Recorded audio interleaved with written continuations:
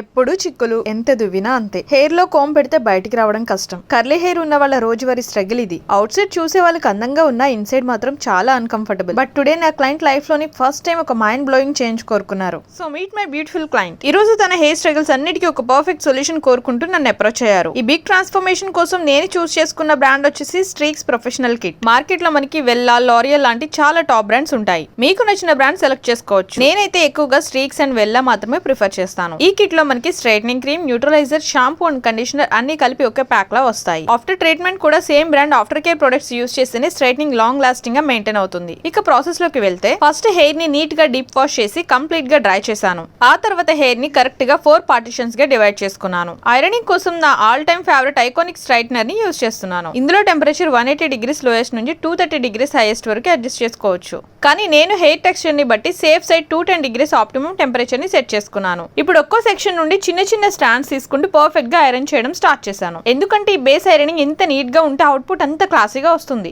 Product use చేసే ముందు ఎప్పుడైనా సరే quality and expiry date check చేసుకోవడం చాలా ఇంపార్టెంట్. అందుకే ఇక్కడ ప్యాక్ పైన best before 36 months from manufacture date అని క్లియర్ గా చూసుకున్న తర్వాతే ప్రాసెస్ అనేది స్టార్ట్ చేశాను. ఒక క్లీన్ బౌల్ లోకి స్ట్రైట్నింగ్ క్రీమ్ తీసుకొని హ్యాండ్ గ్లౌస్ వేసుకొని ప్రతి హెయిర్ స్టాండ్ కి అప్లై చేస్తూ పేషెన్స్ గా ఎమల్సిఫై చేశాను.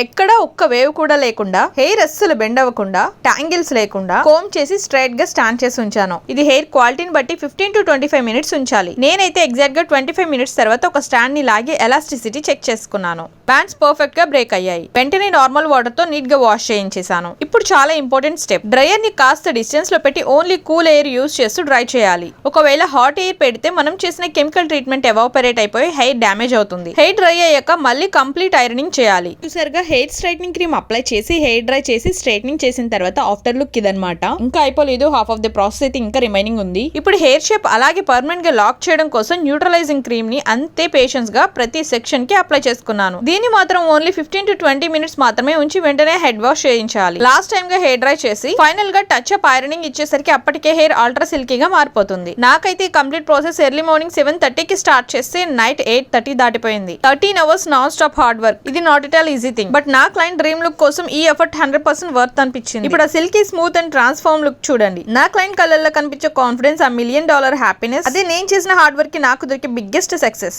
మరి ఈ వీడియో మీకు ఎలా అనిపించింది? బిఫోర్ అండ్ ఆఫ్టర్ ట్రాన్స్ఫర్మేషన్ చూసారు కదా. ఆఫ్టర్ హెయిర్ టెక్స్చర్ ఎలా అనిపించింది? ఈ హెయిర్ మీరు ఎంత బాగా మెయింటైన్ చేస్తే అంత లాంగ్ లాస్టింగ్ గా ఉంటుంది హెయిర్ స్ట్రైట్నింగ్ అనేది. అండ్ ఇలాంటి useful beauty and makeup tips కోసం అండ్ నా పర్సనల్ లైఫ్ వ్లాగ్స్ ఇంకా ఇంట్రెస్టింగ్ అప్డేట్స్ ని ఫాలో అవ్వడానికి ఇప్పుడే నా జర్నీలో జాయిన్ అవ్వండి. మళ్ళీ నెక్స్ట్ వీడియోలో కలుద్దాం. Thank you for watching. Be kind to everyone.